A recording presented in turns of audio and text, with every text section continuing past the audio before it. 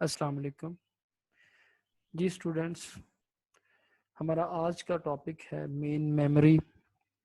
हमने last lectures के अंदर प्रोसेसर को बड़ी डिटेल से देखा, किस तरह से हम एक से ज़्यादा प्रोग्राम्स प्रोसेसर पे चला सकते हैं सेम टाइम के ऊपर। मल्टी प्रोग्राम्ड इन्वायरमेंट को देखा, जिसमें से एक से ज़्यादा प्रोसेसेस एक टाइम पे प्रोसेसर को या सीपीयू को यूज़ कर रहे होते हैं। अब उस सारे एनवायरनमेंट के अंदर हमने प्रोसेस स्केजुलिंग के डिफरेंट किस्म के एल्गोरिदम देखे। एक इम्पोर्टेंट चीज जो मल्टी प्रोग्राम एनवायरनमेंट के अंदर हमें रिक्वायर्ड है, मेमोरी। कि कोई भी प्रोसेसर ज्यादा प्रोसेसेस के ऊपर या मल्टी प्रोग्राम एनवायरनमेंट के अंदर एफिशिएंट परफॉर्मेंस नहीं दे सकता अगर आपकी उसके साथ अटैच्ड जो मेमोरी है वो एफिशिएंट नहीं है। हमारा आज का लेक्चर मेमोरी से रिलेटेड है, जिसमें हम थोड़ा सा बैकग्राउंड में देखेंगे कि मेमोरी है क्या इंट्रोडक्शन में। उसके बाद स्वैपिंग, कॉन्टिजियस मेमोरी एलोकेशन क्या है, सेगमेंटेशन क्या है और पेजिंग क्या है। हम स्टार्ट करते हैं कि नॉर्मली जब भी आपको कोई प्रोग्राम एग्जीक्यूशन में जाता है या प्रोसेसर के पास जाता है, तो वो उससे पहले मेमोरी के अंदर लोड किया जाता है या रैम के अंदर लोड किया जाता है। तो यूं कहा जाए कि अगर मेमोरी या रैम एक ऐसी स्टोरेज लोकेशन है जिसको आपका सीपीयू डायरेक्टली एक्सेस कर सकता है। इसके अलावा याद रखिएगा, यहां पे सीपीयू से मुराद प्रोसेसर है। इसके अलावा जो दूसरी मेमोरी लोकेशन है वो रजिस्टर्स हैं। रजिस्टर्स ऐसी मेमोरी लोकेशंस हैं जो कि किसी प्रोसेसर की चिप के ऊपर ही बिल्ट इन होते हैं। यूं कहा जाए कि प्रोसेसर की लोकल स्टोरेज जो लोकेशन है वो रजिस्टर्स के नाम से है। अब रजिस्टर्स और मेमोरी या रैम दो ऐसी स्टोरेज लोकेशन हैं जिन तक प्रोसेसर को डायरेक्टली एक्सेस हासिल होती है। प्रोसेसर डायरेक्टली एक्सेस कर सकता है इन दोनों लोकेशंस को। अब जैसे मैंने जिक्र किया कि रजिस्टर्स जो होते हैं वो आपके प्रोसेसर की चिप के ऊपर ही बने होते हैं, वो बिल्ट इन होते हैं प्रोसेसर की चिप के ऊपर। तो वहां से डाटा एक्सेस जो करना है वो processor single CPU clock cycle में या इवन इससे भी कम में एक्सेस कर सकता है। लेकिन मेन मेमोरी के केस में ऐसा नहीं है।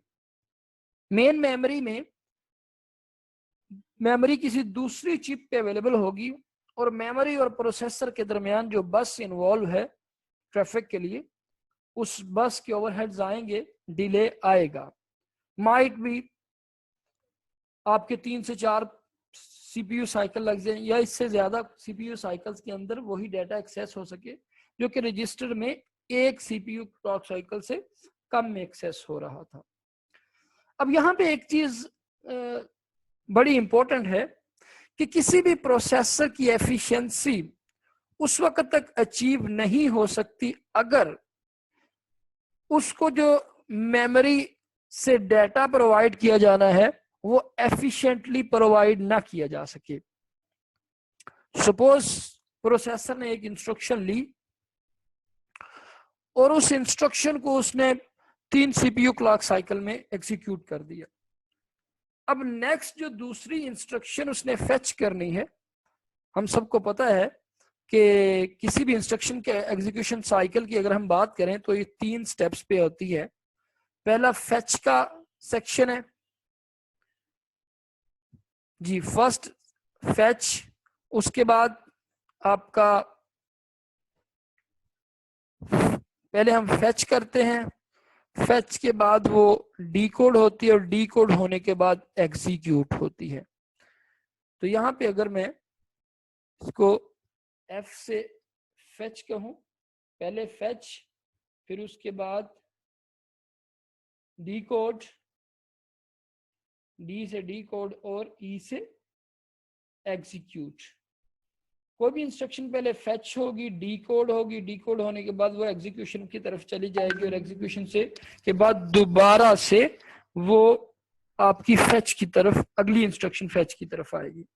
अब अगर फेच करते हुए प्रोसेसर को ज्यादा सीपीयू क्लॉक साइकिल्स वेट करना पड़ता है तो वहां पे प्रोसेसर में वहां पे एक स्टॉल आता है, मींस के डिले आएगा। प्रोसेसर जो कि हमारी एक ख्वाहिश है, बल्कि जरूरत है कि प्रोसेसर को जितना ज्यादा बिजी रखा जाए उतना बेहतर है, उतनी एफिशिएंसी अच्छी अचीव होगी। तो प्रोसेसर आपका आइडल बैठेगा। अगर आपकी मेमोरी जो है वो सपोर्ट नहीं कर रही, वो आपको स्पीड के साथ डाटा प्रोवाइड नहीं कर रही, तो इस केस में हमारे पास एक रेमेडी जरूर है कि रैम और प्रोसेसर के दरमियान एक और मेमोरी लोकेशन है जिसको हम कैशे कहते हैं, जो कि सीपीयू और मेन मेमोरी के दरमियान हो। डेफिनेटली कैशे का साइज मेन मेमोरी से छोटा है लेकिन स्पीड ज्यादा है, तो कैशे भी एक्सेसिबल है प्रोसेसर से डायरेक्टली। अब इस तरह से हम मेमोरी की स्पीड को बढ़ा के तो प्रोसेसर की एग्जीक्यूशन, प्रोसेसर की एफिशिएंसी को बढ़ा सकते हैं। लेकिन एक चीज यहां पे गौर करने वाली जरूर है कि सिर्फ स्पीड ही नहीं चाहिए, करेक्ट ऑपरेशंस भी रिक्वायर्ड हैं।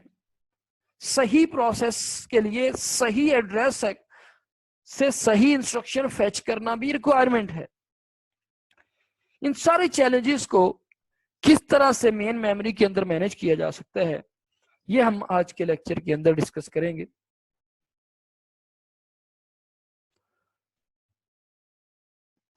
जी, सबसे पहली रिक्वायरमेंट कि आप प्रोटेक्शन कैसे प्रोवाइड कर सकते हैं।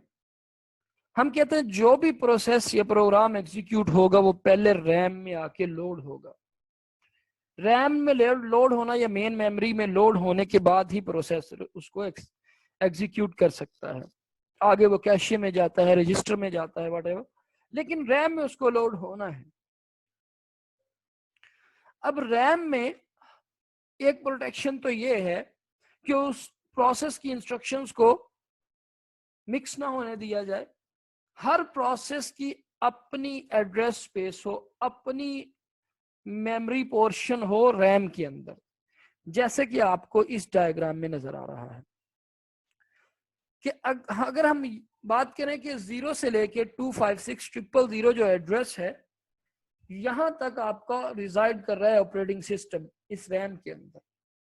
यहाँ पे अगर मैं रिवाइज करता जाऊं थोड़ा सा रैम को भी, तो रैम आप सब जानते हैं कि एक एरे है सपोज, जिसमें जो कि बाइट्स में डिवाइडेड है। हर बाइट का एक यूनिक एड्रेस है जिसको हम फिजिकल एड्रेस कहते हैं। अब अगर इस सामने जो डायग्राम है इसमें आपको एक एरे दिखाई गई है जो 0 से लेके 10240000 एड्रेस तक उसके एड्रेस है, यानी कि इतने उसके बाइट्स हैं। अब जो भी प्रोसेस रैम में रिजाइड करेगा उसकी अपनी अलहदा से रैम के अंदर एक स्पेस होगी। अच्छा, रैम के अंदर प्रोसेसेस को अलहदा से स्पेस कैसे दी जा सकती है? इसके लिए आपके पास दो किस्म के रजिस्टर्स यूज होते हैं। हार्डवेयर लेवल पे इसको कंट्रोल किया जाता है। बेसिकली हम चाह ये रहे हैं कि जैसे मल्टी प्रोग्राम एनवायरनमेंट है उसमें एक से ज्यादा प्रोसेसेस रैम के ऊपर लोडेड हैं, ऑपरेटिंग सिस्टम भी लोडेड है। अब कोई एक प्रोसेस, सपोज अगर ये पी प्रोसेस है और ये आपके पास एक क्यू प्रोसेस है, तो क्यू प्रोसेस पी प्रोसेस की इंस्ट्रक्शंस को ना ले, ये पी प्रोसेस की स्पेस में ना जाए, और क्यू प्रोसेस पी प्रोसेस की स्पेस में ना जाए। और ये वाले जो प्रोसेसेस हैं ये ऑपरेटिंग सिस्टम को भी डिस्टर्ब ना करें। हम किस तरह से एश्योर कर सकते हैं कि कोई प्रोसेस जब रैम में लोड किया जाता है या कोई प्रोग्राम रैम में लोड किया जाता है तो वो अपनी ही एलोकेटेड स्पेस के अंदर रहे। जब सीपीयू के पास ये प्रोसेस, सपोज प्रोसेस पी, यहाँ पे अगर हमने इसको प्रोसेस पी कहा है, फर्स्ट प्रोसेस को, प्रोसेस पी जब सीपीयू के पास जाता है, ये प्रोसेसर के पास जाता है, तो उसको इस चीज का आइडिया होगा कि मैंने इस रेंज के एड्रेस में एक्सेस करना है इंस्ट्रक्शंस को, इससे बाहर नहीं एक्सेस करना। इससे बाहर एक्सेस करूंगा तो वो कोई और प्रोसेस की इंस्ट्रक्शन होगी, इसकी नहीं होगी। तो कोई एक प्रोसेस किसी दूसरी प्रोसेस की स्पेस को एक्सेस ना करे या ऑपरेटिंग सिस्टम की स्पेस को एक्सेस ना करे, तो इसके लिए आपके पास दो किस्म के रजिस्टर हैं, एक है बेस रजिस्टर और दूसरा आपका लिमिट रजिस्टर।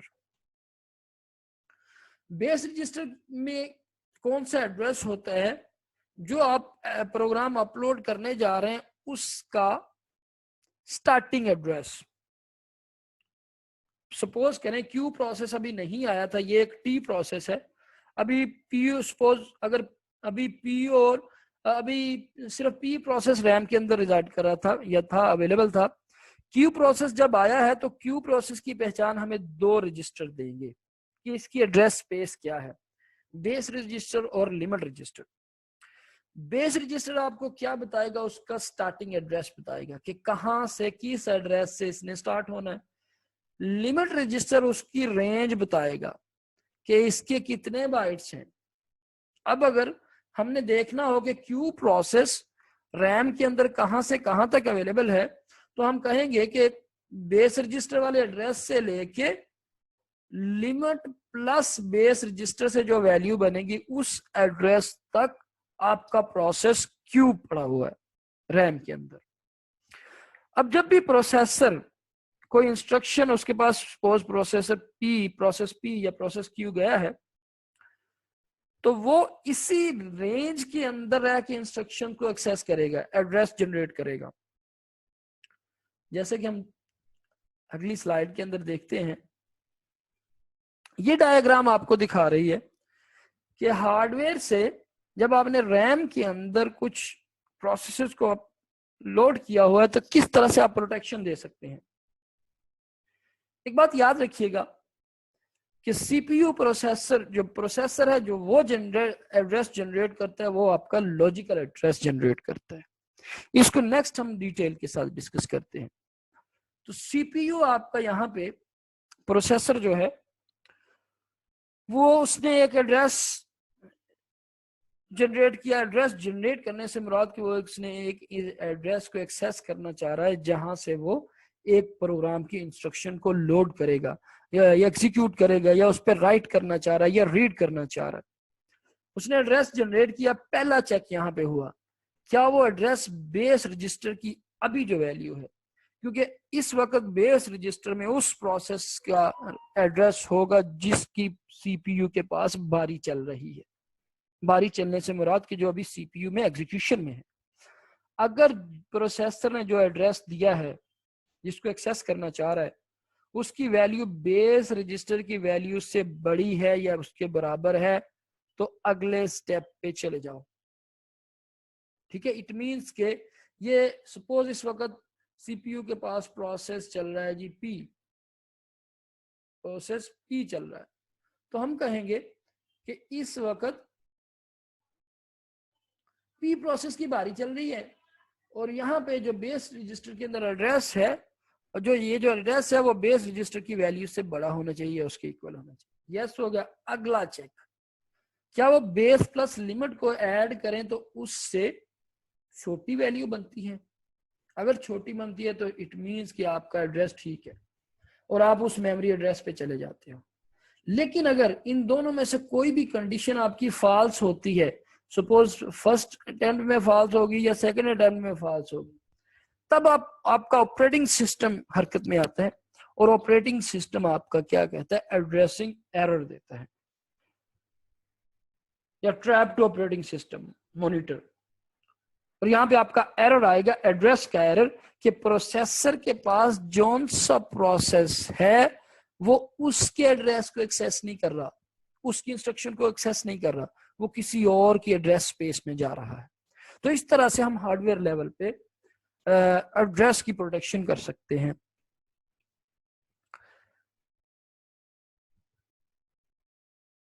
जी, नेक्स्ट हमारा टॉपिक है एड्रेस बाइंडिंग। क्या चीज है?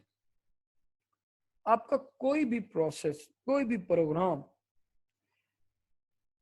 आपके कोड होने से लेके एग्जीक्यूशन तक डिफरेंट किस्म के स्टेप से गुजरता है। हमने ये बात कर ली कि जो भी कोई प्रोग्राम होगा वो रैम के अंदर या मेन मेमोरी के अंदर लोड होगा, और अब रैम क्या है, वो एक एड्रेस स्पेस है जिसके ऊपर डिफरेंट किस्म के आपके एड्रेसेस लिखे हुए हैं। ये प्रोग्राम एक एड्रेस, एक पर्टिकुलर एड्रेस से लेके एक पर्टिकुलर एड्रेस तक जो स्पेस होगी उस पे जाके स्टोर होगा। जितने भी प्रोग्राम आपके लोड होने के लिए तैयार हैं या एग्जीक्यूशन के लिए तैयार हैं, वो हमने पहले प्रोसेस की स्टेट्स पढ़ी, रेडी क्यू में जाते हैं। लेकिन रेडी क्यू से पहले जब वो स्टैंडर्ड डिस्क के अंदर हैं या हार्ड डिस्क के अंदर हैं, तो वो आपके इनपुट क्यू में लगे होते हैं, इनपुट क्यू में लगे होते हैं, इनपुट क्यू हार्ड डिस्क के अंदर। अब इनपुट क्यू के अंदर वहां पे भी एक एल्गोरिथम डेफिनेटली चल रहा होगा, जिसकी बारी आई उसको मेमोरी के अंदर लोड कर दिया जाएगा। अब जब लोड किया जाएगा तो वहां से एक एड्रेस स्पेस जनरेट होगी इस पर्टिकुलर प्रोग्राम के लिए। अब एक बात याद रखिएगा, जब भी हम कोई प्रोग्राम लिखते हैं तो वो डिफरेंट किस्म के स्टेप्स से होके गुजरता है। जैसे आप कहते हैं जी, पहले आप सोर्स कोड लिखते हो, कंपाइलर उसको कंपाइल करता है, ऑब्जेक्ट बनाता है, ऑब्जेक्ट कोड बनाता है, उसके बाद लोडर उसको लोड करता है, ठीक है जी। उसके बाद वो एग्जीक्यूशन, दरमियान में लिंकिंग भी आगे डायग्राम दी गई है, अगर हम उसको देख लें एक नजर तो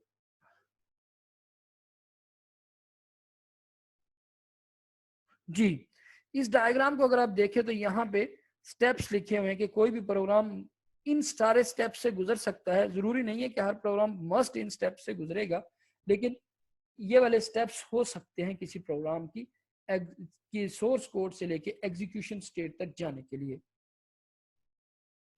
सबसे पहले आप कहते हैं जी सोर्स प्रोग्राम आ गया, उसके बाद कंपाइलर या असेंबलर उसने उसको कंपाइल किया, इस स्टेट को हम कहते हैं कि ये कंपाइल टाइम स्टेट है। उसके बाद ऑब्जेक्ट कोड में उसने उसको कन्वर्ट कर दिया, पहले से ऑब्जेक्ट में कन्वर्टेड कुछ मॉड्यूल्स जो आपने इसमें कॉल किए होंगे, फंक्शंस वगैरह, वो इसके साथ लिंक हुए। उसके बाद लोडर ने उसको लोड कर दिया, कुछ सिस्टम की लाइब्रेरीज उसके साथ लोड हुई। उसके बाद नेक्स्ट क्या हुआ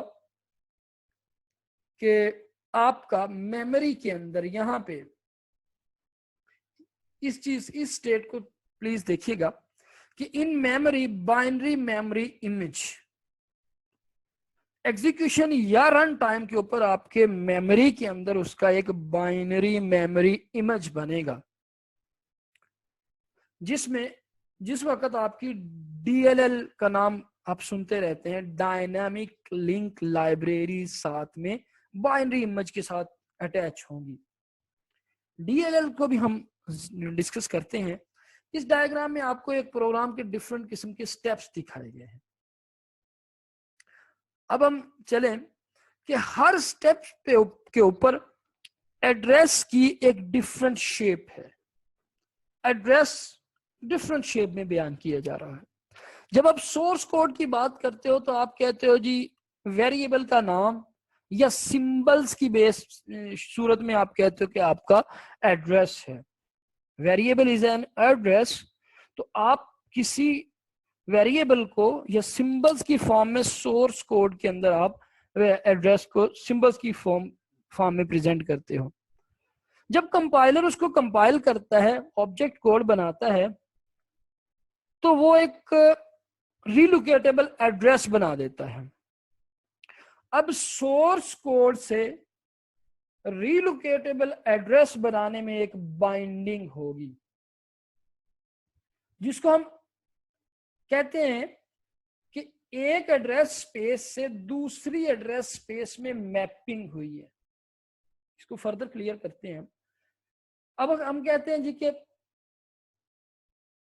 सपोज आपने कोई सिंबल बनाया, कोई वेरिएबल बनाया, उसको ऑब्जेक्ट कोड बना, तो उसको हमने किस तरह से एड्रेस किया कि 14 bytes from the beginning of this module. इस पर्टिकुलर प्रोग्राम के स्टार्ट से के बाद 14 बाइट्स उस एड्रेस का नाम रखा गया।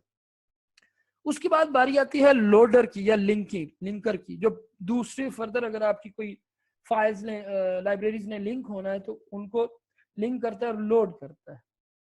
अब लोडर क्या करता है, loader will bind relocatable address to the absolute address. अब वो कहेगा कि इस प्रोग्राम की बारी आनी है 74000 पे, यानी कि इसका स्टार्टिंग एड्रेस स्टार्ट होगा 74000। उसमें ये जो पर्टिकुलर एड्रेस की हम बात कर रहे हैं, ये 40 bytes from beginning of this module था, तो इसका एड्रेस जो एब्सोल्यूट एड्रेस हो गया वो हो गया 74014। यानी कि पहले केस में सपोज हमने कहा था कि एक वेरिएबल है यहाँ पे a, ठीक है जी, उसको कंपाइलर ने कहा 14 bytes away from 14 bytes from beginning of this module. उसको लोडर ने कहा 74014। This is address binding. Address binding में अब जब A B C D, suppose यहाँ पे जितने भी वेरिएबल्स आपने डिफाइन किए हुए हैं, ये सारे के सारे आपको एक एड्रेस स्पेस दे रहे होंगे। वहीं से तो हमें पता चलेगा कि इस प्रोग्राम की टोटल स्पेस कितनी है। उसके बाद ऑब्जेक्ट कोड के अंदर भी एक एड्रेस स्पेस होगी। एक मैपिंग हमने यहाँ पे की एक एड्रेस स्पेस से दूसरे एड्रेस स्पेस पे, एक मैपिंग हम इस एड्रेस स्पेस से तीसरे एड्रेस स्पेस पे कर रहे हैं, जो कि आपका एब्सोल्यूट एड्रेस है। अब ये वाला एब्सोल्यूट एड्रेस आपका लॉजिकल एड्रेस हो सकता है, जो कि फिजिकल एड्रेस से फर्दर मैपिंग होगी। तो बाइंडिंग क्या है, एड्रेस बाइंडिंग क्या है, जिसमें आप मैप करते हो एक एड्रेस स्पेस से दूसरे एड्रेस स्पेस में। नेक्स्ट हम इसको मजीद देखते हैं।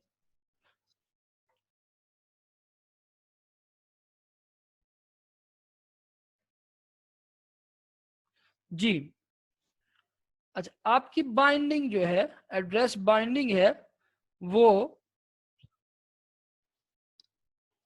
किस स्टेज पे हो सकती है? Address binding of instruction and data to memory addresses can happen at 3 different stages. Different 3 stages पर हो सकती है। पहला है आपका कंपाइल टाइम। जब कंपाइलर आपके प्रोजेक्ट को कंपाइल, आपके प्रोग्राम को कंपाइल कर रहा है, और अगर आपको पता है कि किस एब्सोल्यूट एड्रेस पे ये वाला प्रोग्राम लोड होगा, तो कंपाइलर ही आपकी बाइंडिंग कर देता है।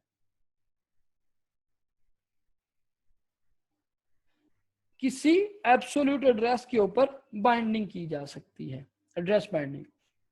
लेकिन उसमें मसला ये जरूर आएगा कि अगर सपोज एग्जीक्यूशन के वक्त स्टार्टिंग एड्रेस चेंज हो जाता है, तो आपको पूरा का पूरा प्रोग्राम दोबारा कंपाइल करना पड़ेगा। या एड्रेस में कोई चेंज आता है तो पूरा का पूरा प्रोग्राम कंपाइल करना पड़ेगा, क्योंकि कंपाइल टाइम पे आपने इसकी बाइंडिंग की थी। तीसरा स्टेप है लोड टाइम। लोडिंग के वक्त आप बाइंडिंग कर सकते हैं, जिसमें लेकिन आपको रिलोकेटेबल कोड मस्ट रिक्वायर्ड होगा। यानी कि कंपाइलर ने आपका रिलोकेटेबल कोड एक जनरेट किया हुआ होगा, लोडर को पता होगा कि आपके कहां से एड्रेस पे स्टार्ट हो रही है, वो उसमें प्लस करके आपका बाइंडिंग कर देगा एड्रेस की। Third binding stage is the execution time. Binding delayed until runtime if the process can be moved during its execution from one memory segment to another. अगर वो एक प्रोसेस को आप अलाउ कर रहे हैं कि एक मेमोरी लोकेशन से दूसरी मेमोरी लोकेशन में माइग्रेट कर सकता है, जा सकता है, तब आपकी बाइंडिंग आपके एग्जीक्यूशन टाइम पे होगी। कि जब एग्जीक्यूशन में जाना है उस वक्त पता चलेगा कि ये प्रोसेस कहाँ पे जाके रिजाइड करेगा, इस प्रोसेस के अगेंस्ट कहाँ से आपको किस एड्रेस, कौन सा एड्रेस आपका जनरेट होगा। जी, इस डायग्राम को हम डिस्कस कर चुके हैं। अब यहाँ पे लॉजिकल और फिजिकल एड्रेस स्पेस क्या है। जैसे मैंने आपको पहले बात बताई कि जब हम सोर्स कोड में सिंबल्स की बात कर रहे हैं या वेरिएबल्स की बात कर रहे हैं तो उस वक्त उसकी वो एड्रेस स्पेस है जिसमें आप सपोज कहते हैं जी integer 4 byte, float 4 byte, double 8 byte. तो उस तरह से आपने एक एड्रेस स्पेस बनाई हुई है जिसको आपने सिंबल से शो करवाया हो। जब आप उसके पास आए कंपाइलर के पास तो उसने एक रीलोकेटेबल एड्रेस बनाया, वो एड्रेस स्पेस है। जब लोडर के पास आया तो उसने एब्सोल्यूट एड्रेस जनरेट किया, वो एक एड्रेस स्पेस है। इसी तरह से आपकी एक फिजिकल एड्रेस स्पेस और एक लॉजिकल एड्रेस स्पेस है। सीपीयू जो भी एड्रेस जनरेट करता है टू एक्सेस एन इंस्ट्रक्शन और data of a particular process, तो वो आपका लॉजिकल एड्रेस जनरेट करता है। मींस के अगर मैं आपको एग्जांपल दूं कि एक लॉजिकल एड्रेस कहता है जी कि प्रोसेस पी जो है वो 0 से लेके 350 तक है। प्रोसेस पी की जो एड्रेस है वो 0 से लेके 350 तक है। अब रैम के अंदर फिजिकल एड्रेस ये वाला नहीं होगा, रैम के अंदर फिजिकल एड्रेस ये वाला नहीं होगा। Physical address space different address space है। माइट बी रैम के पहले 100 एड्रेसेस जो यूज हो रहे हैं, इस प्रोसेस की बारी आई है 101, तो हम कहेंगे प्रोसेस पी का जो फिजिकल एड्रेस है वो है 101 से लेके 150 तक या 151 तक। अब इसका लॉजिकल एड्रेस क्या है, वो 0 से 150, और जो फिजिकल एड्रेस है वो 101 से लेके 251 तक। तो ये जो हमने एड्रेस जनरेट किया है फिजिकल एड्रेस, इसको हम कहते हैं कि ये आपकी क्या है, एक एड्रेस स्पेस से दूसरी एड्रेस स्पेस में मैपिंग है।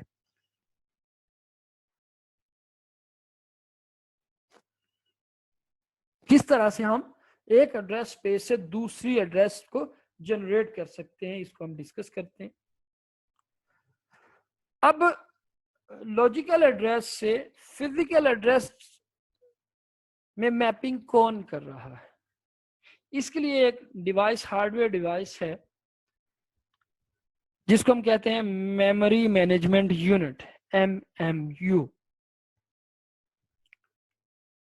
मेमोरी मैनेजमेंट यूनिट क्या करता है, जो फिजिकल लॉजिकल एड्रेस आता है, सपोज प्रोसेसर की तरफ से, प्रोसेसर कहता है कि I want to write on this address, processor tells the address in which is logical address. Now memory management unit will work between the processor and the main memory, क्योंकि main memory को physical address का पता है, उसको logical address का नहीं पता। Processor को या प्रोग्राम को, यूजर के प्रोसेस को लॉजिकल एड्रेस का पता है, फिजिकल एड्रेस का नहीं पता। तो वहां पे दरमियान में आपका मेमोरी मैनेजमेंट यूनिट वर्क करता है, जो कि लॉजिकल एड्रेस को कन्वर्ट करता है फिजिकल एड्रेस में।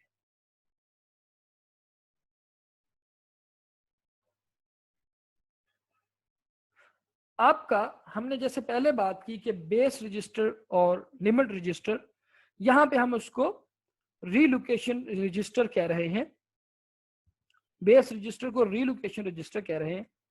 बेसिकली रीलोकेशन रजिस्टर के अंदर आपका फिजिकल एड्रेस होता है किसी प्रोसेस का, रीलोकेशन रजिस्टर के अंदर आपका फिजिकल एड्रेस स्टोर होता है किसी प्रोसेस का स्टार्टिंग एड्रेस। अब जब आपने प्रोसेस, सपोज आपने एक प्रोसेस कहा, उसका लॉजिकल एड्रेस आपने दिया जी 0 से लेके मैक्स तक, मैक्स कोई भी वैल्यू है। अब रीलोकेशन रजिस्टर के पास, जिसको बेस रजिस्टर यहां पे हम रीलोकेशन कह रहे हैं, उसके पास एक वैल्यू है R. R presents that process P is starting from the R value which is physical address। अब अगर आपने प्रोसेस की जो 0 इंस्ट्रक्शन है उसका एड्रेस निकालना है तो आप कहोगे R प्लस 0। ये आपकी प्रोसेस की पहली इंस्ट्रक्शन या प्रोसेस का स्टार्टिंग एड्रेस होगा।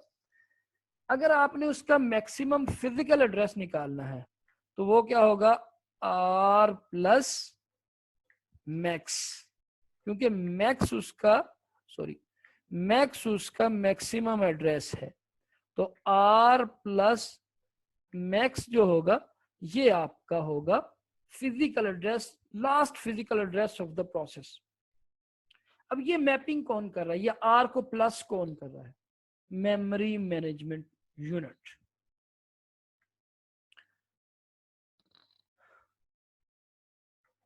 जी,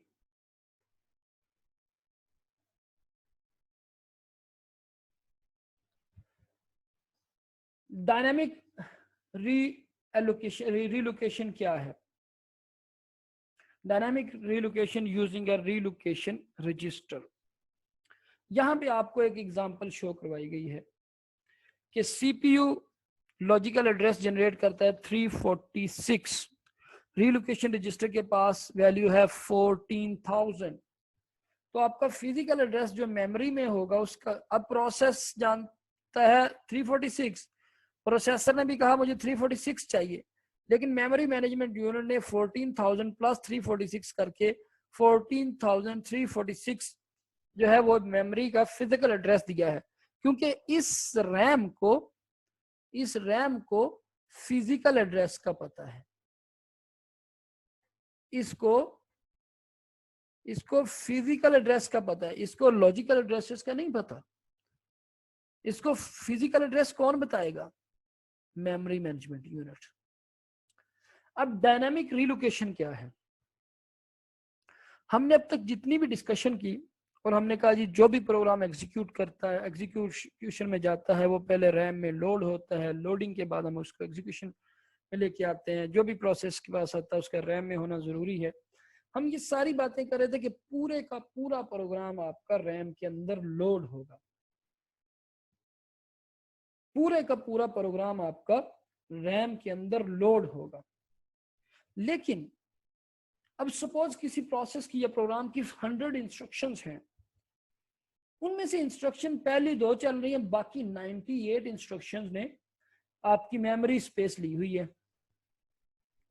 तो हम अगर ऐसा सिस्टम इंट्रोड्यूस करवाएं कि जिस रूटीन ने या जिस इंस्ट्रक्शन ने एग्जीक्यूट होना है उसको लोड किया जाए, बाकियों को डिस्क में पड़ा रहना दिया जाए, इसको हम कहते हैं डायनामिक रीलोकेशन, डायनामिकल लोडिंग। जब आप डायनामिक लोडिंग कर रहे हैं तो डेफिनेटली डायनामिकली आप क्या कर रहे होंगे, उसकी एड्रेस मैपिंग कर रहे होंगे यूजिंग द रीलोकेशन रजिस्टर, कि जब जिस इंस्ट्रक्शन की जरूरत है उस वक्त उसको रैम के अंदर लोड किया जाए। ठीक है जी, सारे के सारे प्रोग्राम को इकट्ठा ना लोड किया जाए। Better memory space utilisation, definitely आप मेमोरी की स्पेस को अच्छी तरह से यूज कर सकते हैं। वैसे हो सकता है कि एक प्रोग्राम की आपके पास 100 इंस्ट्रक्शन है, मेमोरी स्पेस अवेलेबल 100 इंस्ट्रक्शन की थी, वो पूरे का पूरा प्रोग्राम आपका आराम से रैम में बैठा हुआ है, बाकी और कोई प्रोसेस लोड नहीं हो पा रहा। लेकिन उस दूसरे केस में अगर आप एक एक इंस्ट्रक्शन करके लोड कर रहे हैं तो आप क्या वो स्पेस यूटिलाइज कर सकते हैं, उसको यूज किया जा सकता है।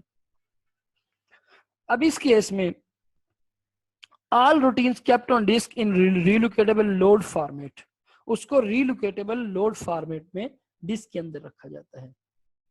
जब आपकी ऐसी जगह पे ये यूज की जाती है जब आपका अमाउंट ऑफ कोड आपका काफी बड़ा होता है और उसको आपको इनफ्रीक्वेंटली अकरिंग केसेस में हैंडल किया जाता है। यानी कि कुछ इंटरवल्स के बाद आपको उस प्रोसेस को चलाना है, तो आप इंस्ट्रक्शन को क्या कहते हो कि लोड नहीं करते, जिस इंस्ट्रक्शन को कॉल किया जाता है उसी को लोड किया जाता है। लेकिन एक चीज यहाँ पे जरूर है कि आपको ओवरहेड जरूर आएगा रूटीन को कॉल करने का। सपोज एक रूटीन अभी आपने एग्जीक्यूट की, नेक्स्ट टाइम फिर उसको कॉल किया तो उसको लोडिंग वाले प्रोसेस सारे से गुजरना पड़ेगा, तो वो वाले आपके यहाँ पे ओवरहेड्स भी आएंगे और डिले भी आएगा। दूसरा, अगर किसी रूटीन कॉल में एरर आ गया है तो वो एरर आपके सारे के सारे लोडिंग सिस्टम को भी इफेक्ट करेगा, which will produce more delay and some errors also.